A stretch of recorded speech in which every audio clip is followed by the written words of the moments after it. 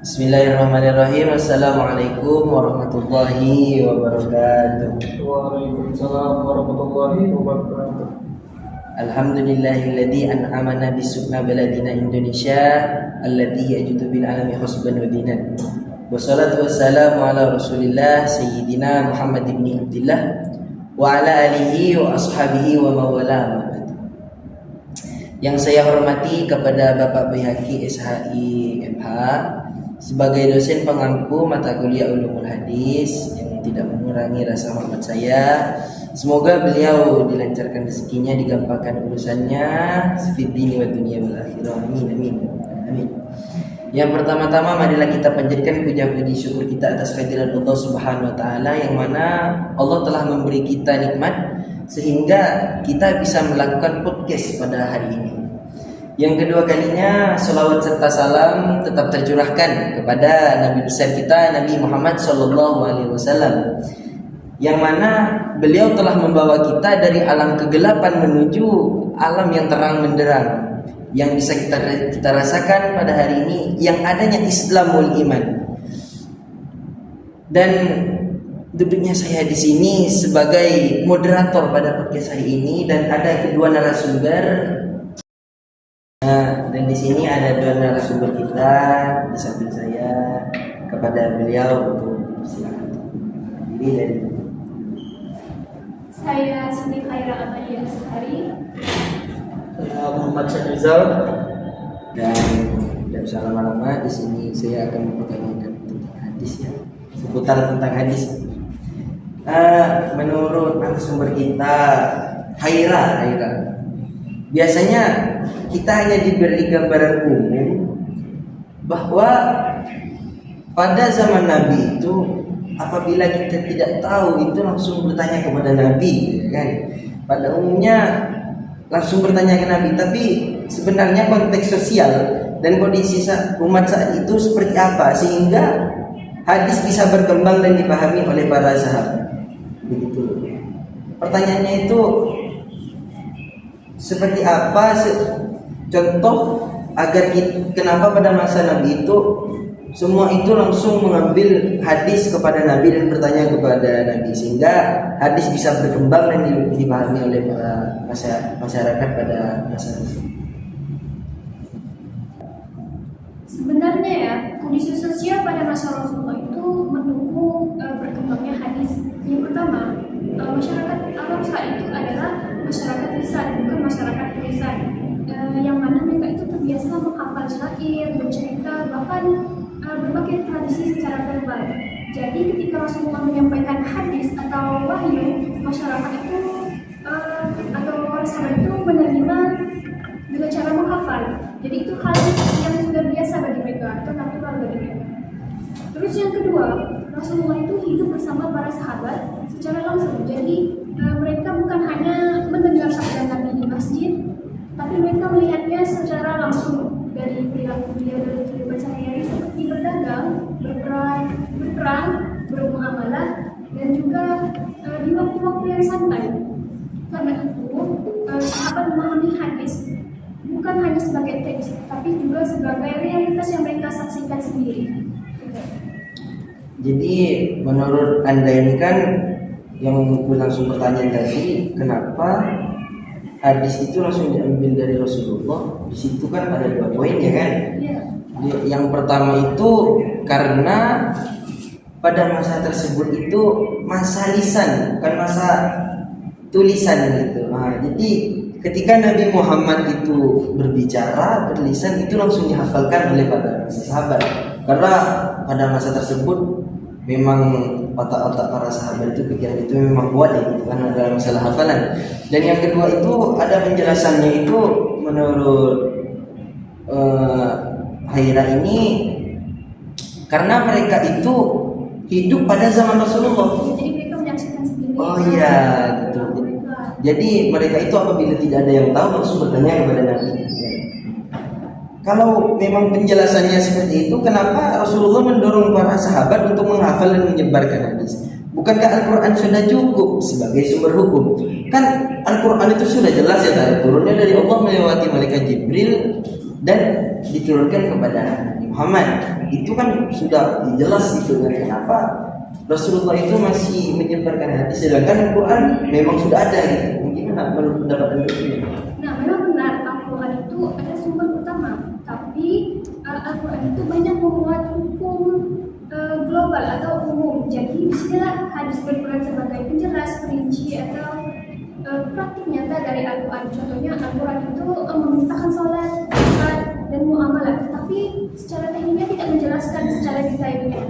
Nah, sholat, jumlah rakaat, bahkan tata cara haji, semuanya itu dijelaskan melalui hadis. Jadi tanpa hadis, banyak ajaran Islam yang tidak bisa diterapkan secara lengkap. Ada beberapa alasan kenapa penghafalan hadis ini sangat ditekankan. Yang pertama, karena budaya Arab itu kuat pula hafalannya. Yang kedua, Rasulullah itu mendoakan kebaikan orang yang mendengar, menghafal dan menyampaikan. Yang ketiga, menyebarkan hadis berarti menyebarkan penjelasan Al-Quran, sehingga umat itu tidak salah mengartikan atau memahami ajaran dari Al-Quran. Oh, jadi di alasan kenapa Nabi itu masih menyebarkan hadis gitu ya kan? Di dalam penjelasan Haira ini menjelaskan bahwa Al-Quran itu penjelasannya terlalu global atau terlalu umum, tidak terlalu diperjelas gitu, dan diperjelas oleh hadis seperti sholat ya kan. Sholat itu kan di dalam Al-Quran itu kan aqimus sholat, sudah didirikan sholat. Sedangkan gimana mendirikan sholat di dalam hadis itu dijelaskan gitu. Dan orang yang menyebarkan hadis pun mendapatkan pahala gitu. Menurut Haira yang Haira ketahui, selain hafalan, lewat cara apa saja Rasulullah itu menyampaikan hadis itu? Apakah cuma lewat ngomong langsung dihafalkan, atau ada cara lain juga Nabi itu menjelaskan hadis kepada umat manusia pada saat itu? Yang pertama, Nabi itu menyampaikan hadis melalui majelis formal yang biasa diadakan di Masjid Nabawi. Pada kesempatan itu, para sahabat itu duduk mengelilingi Nabi mendengarkan penjelasan secara langsung. Nah, poin yang kedua, Nabi menyampaikan hadis secara khusus kepada orang tertentu yang relevan dengan topik tersebut. Misalnya urusan rumah tangga disampaikan kepada Aisyah, persoalan pemerintahan disampaikan kepada Abu Bakar atau Umar, dan urusan peperangan disampaikan kepada panglima-panglima Muslim. Yang ketiga, banyak hadis lahir dari situasi informal, yaitu seperti aktivitas sehari-hari Nabi. Langsung dihafalkan itu ada 4 poin yang ya termasuk dalam khutbah, dalam musyawarah gitu ya, atau dalam masalah rumah tangga, masalah perangan gitu kan, beda banyak gitu ya, bukan cuman hanya bersabda langsung dihafalkan gitu ya. Iya. Ya, poinnya. Di sini saya ingin bertanya sama Syahrizal ini, menurut Anda bagaimana Rasulullah SAW itu memastikan hadis-hadisnya tersampaikan dengan akurat kepada para sahabat, dan apa tantangan yang mungkin dihadapi di era tanpa teknologi seperti sekarang? Soalnya pada zaman itu hanya disampaikan melalui lisan, dan lisan. Tidak ada yang namanya tulisan, itu hanya disampaikan secara lisan. Menurut Anda ini gimana? Rasulullah ini yakin bahwa hadis tersebut sampai dengan akurat gitu kepada beliau? Oke. Untuk jawaban itu seperti itu, Rasulullah SAW itu memastikan akurasi penyampaian hadis itu melalui beberapa metode praktis yang meskipun di era tanpa teknologi yang canggih seperti pada saat ini. Yang pertama itu beliau sering mengulang-ulangi hadis kepada sahabat-sahabatnya, kayak baik secara individu maupun kelompok, untuk memperkuat hafalan seperti Abdullah bin Abbas atau Abu Hurairah. Nah,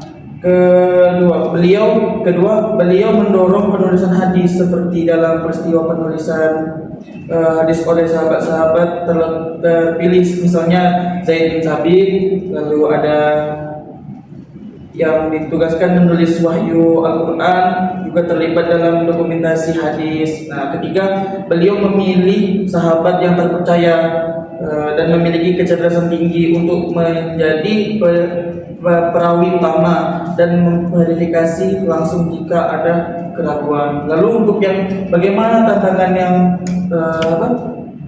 tantangan di era tanpa teknologi.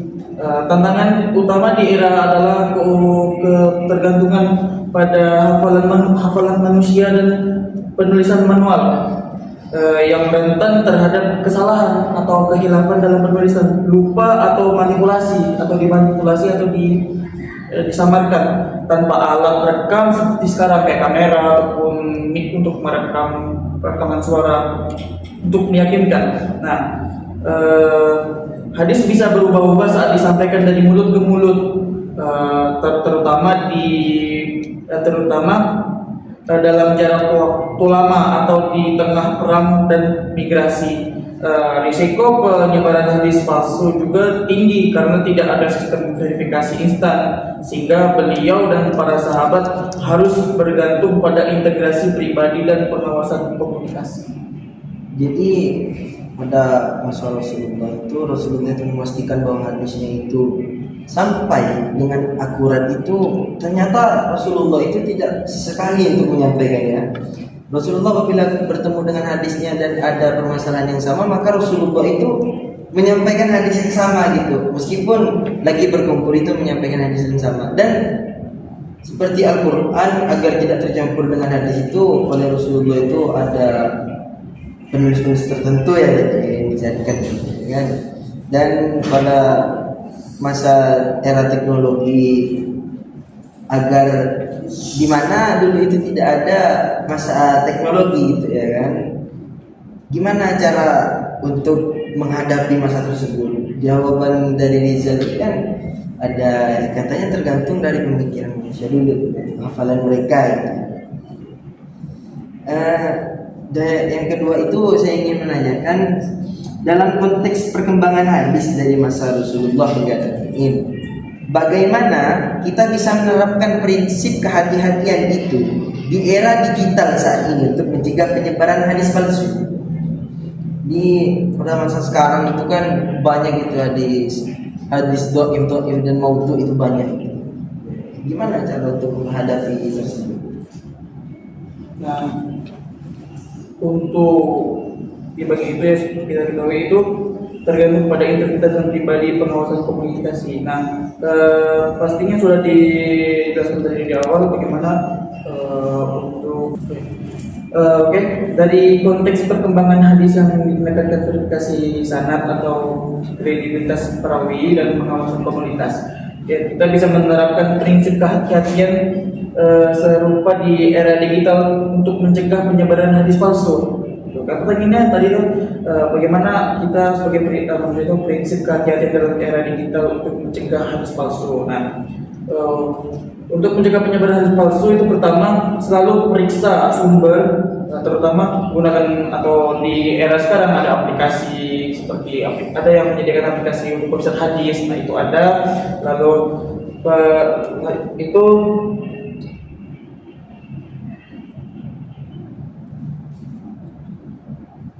aplikasi atau situs terpercaya seperti Muslim ID atau kitab digital yang sudah tertera pada website-website terkemuka. Buka sumber anonim di media sosial. Kedua itu ada verifikasi rantai periwayatan.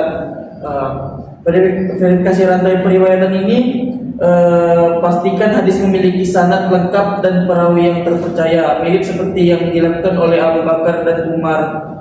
Hindari hadis tanpa konteks atau bertentangan dengan Al-Quran.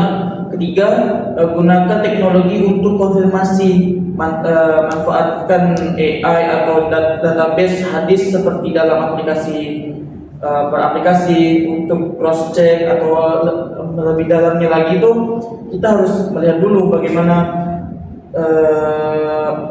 hadis ini tertera, misalnya kita menemukan di era kita ini, kita sering sekali melihat ada orang-orang menyebutkan hadis ini, kita pasti belum tahu ataupun masih belum mengetahui bagaimana dia mendapatkan sumber hadis tersebut.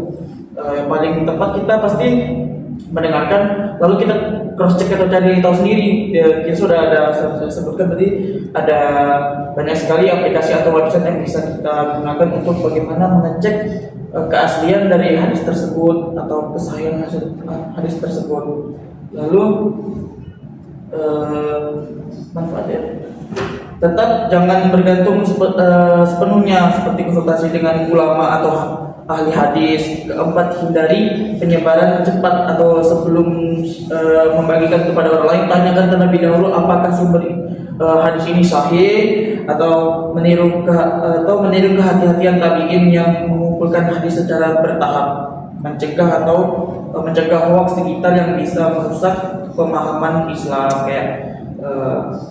Dan dengan pendekatan ini kita menjaga keaslian ajaran seperti di masa lalu. Jadi agar kita itu menjaga bagaimana hadis itu memang benar-benar sahih kepada kita, sampai kepada kita itu dengan sahih, kita itu tidak usah terlalu mengambil gitu. Sepatutnya kita itu harus searching dulu ya kan, di website yang memang terpercaya gitu, apakah hadis tersebut ya memang sahih atau tidak. Ya kalau di pondok pesantren itu kan langsung dicari kitabnya ya. Kalau di luar ini kan kebanyakan itu kan yang bukan santri itu kan ingin mencari atau hadis ini sahih atau tidak ya searching YouTube-nya dia. Jadi sini semoga yang menonton podcast hari ini, semoga kalian bisa memahami konteks hadis pada masa Rasulullah. Dan saya juga berterima kasih kepada sumber sudah hadir pada hari ini. Dan jangan lupa yang nonton subscribe ya, like, share, follow, satu lagi follow ya. Makasih. Jika ada kata-kata yang salah kami mohon maaf, dan jika ada masalah itu diperbaiki, bukan saling menyalahi apalagi saling pergi ya. Sekian, terima kasih. Saya Sofian Nurmana dan Saya Sufika Irama Ashari. Saya Muhammad Syahrizal. kami mohon undur diri. Assalamualaikum warahmatullahi wabarakatuh.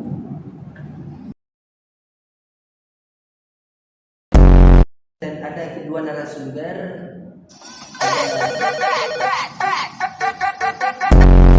ya tentang seputar hadis.